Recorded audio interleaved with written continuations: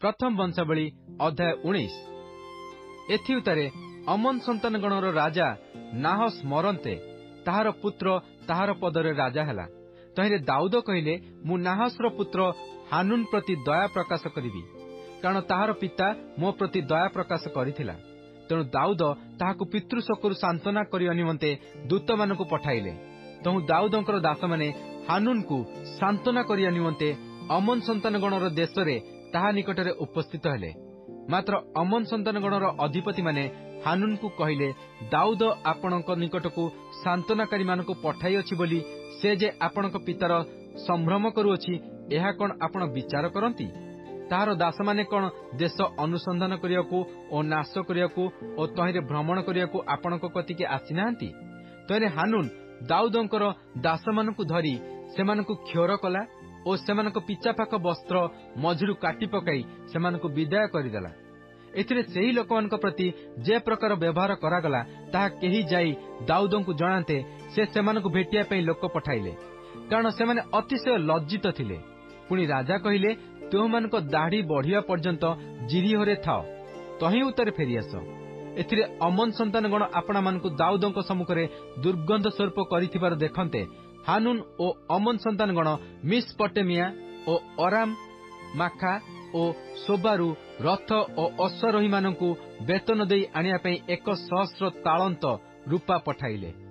तहु लोकमाने 32,000 रथ ओ माखार राजाकू ओ ताहार लोकमानकु वेतन देई आनिले। एमाने आसी मेदवा सम्मुखरे छाउणी स्थापन कले। पुणी अमन संतान गण आपणा आपणा नगररू एकत्रित होई युद्ध करियाकू आसिले। आउ दाऊद एहा सुनी जोआबकू ओ वीर सैन्य समस्तंकू पठाइले। तहिरे अमन संतान गण बाहर होई आसी नगर द्वार निकटरे युद्ध साजिले। आउ जेउ राजा माने आसीथिले सेमाने क्षेत्ररे अलगा रहिले। एही रूपे जोआब आपणा विरुद्धरे आगे ओ पछे युद्ध सज्जित हेबार देखि इस्राएल समुदाय बछा लोक मध्यरू लोक बाछि अरामीय मानक विरुद्धरे सैन्य सजाइला। आउ से अवशिष्ट लोकमानकू आपणा भ्राता अभिषय हस्तरे समर्पण कला। तो सेमाने अमन संतान गण विरुद्धरे आपणा मानकू युद्धार्थे सजाइले। पुणी से कहिला, जेबे अरामीय माने मते बळिबे तेबे तुम्भे मोर सहाय्य करिवो, मात्र जेबे अमन संतान माने तुम्भकू बळिबे तेबे मु तुम्हर सहाय्य करिवि। बलवान हो आम्भे माने आपणा लोकमानक निमंते ओ आम्भनक परमेश्वरक नगर समूह निमंते आपणा मानकू बलवान करू। तहिरे सदाप्रभुଙ୍କ दृष्टिरे जाहा भल से ताहा करंतु। तहिरे जोआब ओ ताहार संगी लोक माने युद्ध करिया पई अरामीय मानक सम्मुखरे उपस्थित हुअन्ते सेमाने ताहा सम्मुखरु पळाइले। एथिरे अरामीय मानकू पळाइबार देखि अमन संतान गण मध्य ताहार भ्राता अभिषय सम्मुखरु पळाई नगररे प्रवेश कले। तहु जोआब जेरुसालेमकु आसिला।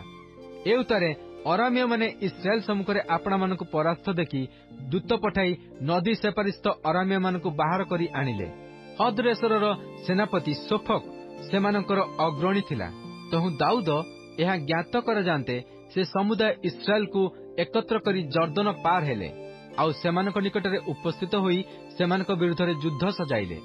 तहिरे दाऊद अरामीय मानक विरुद्धरे युद्ध सजान्ते सेमाने तांको संगे युद्ध कले। मात्र अरामीय माने इस्राएल सम्मुखरु पळाइले।